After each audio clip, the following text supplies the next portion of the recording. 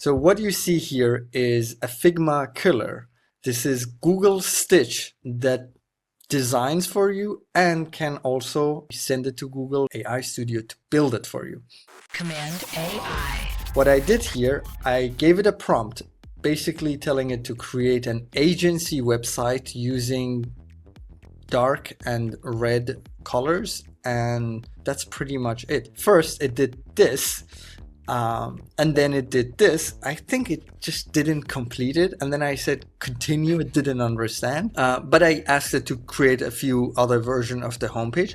A piece of the prompt was design a WebGL driven flower. This is the design that I'm going with for my own agency.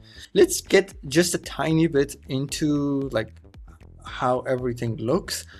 It is all right. It's not award winning, but one thing that most people forget, and this is like the design Twitter going crazy right now, everyone is trolling the announcements showing like amazing work and be like, Google did this in one prompt, just trolling Google saying like it can't do it.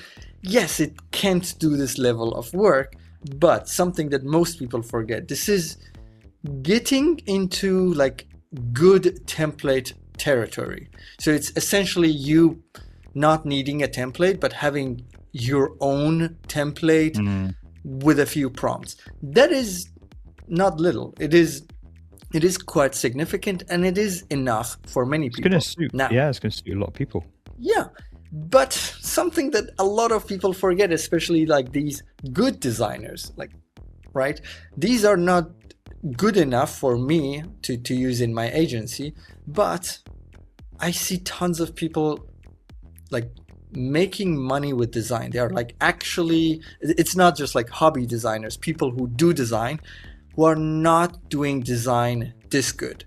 I'm not saying this is like particularly amazing. I know I see like tons of issues with it, but still there are people that are not this good and they make a living with design. Now, for how long, that is the new question, because I don't feel like they can do this for much longer. Anyway, so here is another one. It's, I see the issues with it. It's not that it's perfect. I see all the typography and the color and the hierarchy issues. Right? So yeah, surely... it is one shot, but like this is pretty good. Like these cards are perfect, but these are pretty good. Thing is, the single comeback that you can say to any AI design is, yeah, but it's been done before. To any AI generated design, because it's been done before by its very nature of design. Yeah, it's been done before, so it's not original. But I want to quickly cover Variant AI, variant.com. Here I did a project where I had essentially the same prompt. And here, this one did, I would say, significantly better. But the variety of the design is also... Oh, this is cool. I like these. I love them. Yeah. Because the thing is, you're going to have more of an eye for design. I think I have good taste, and I think I know what okay design is. But I love some of those. The red is very nice. I think that's more to do with your color than design. And these are also pretty good. It's crazy that these tools are getting this good. Yeah. And designers are still not afraid. Some designers. Anyway, Stitch is obviously using Gemini 3.1 Pro, right? Which we did the test. I've always praised Gemini as being a very good design, not necessarily design fundamentals. Like I bet you look at these designs and think, spacing or whatever. But generally, as a first stop inspiration piece, I think Gemini is a really good designer or whatever you want to call it. But again, I'd be quite interested to know what models are producing the variant, unless they've got a multi-pass thing or something like that. I'm looking on Stitch's Twitter right now. So there are 5 major upgrades to help you create, ideate, iterate and collaborate. AI native canvas. So what I think this is that you can actually prompt individual elements and things like that to, be a bit more finessed over your design. Whereas before you had one prompt box and you were sort of stuck with that, I think, don't take my word on all this stuff. Smart design agent. Yes, of course, it's using Gemini 3.1 Pro, right? Voice input, whatever. Instant prototypes. Again, I think it's that AI design thing, but that's not new, so there must be something a little bit more in depth there. And then finally, design systems in a design.md file, which is what I told you when you did export it as an MD.